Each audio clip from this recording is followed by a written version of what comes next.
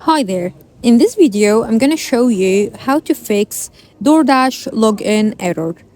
So, the first thing you will need to do is to basically make sure that your entered details are correct.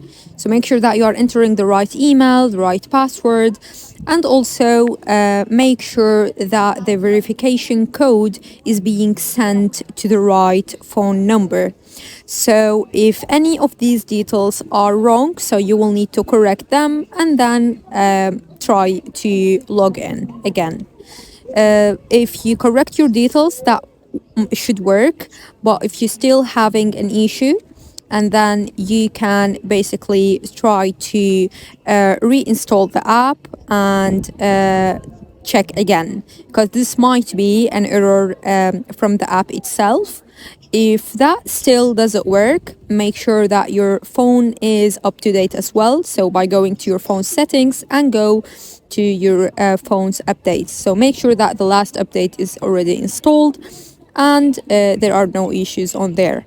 So if you do that and still have the same issue, you can basically try contacting DoorDash support, because this might be an issue from their side. So access their contact details from their site and then go from there.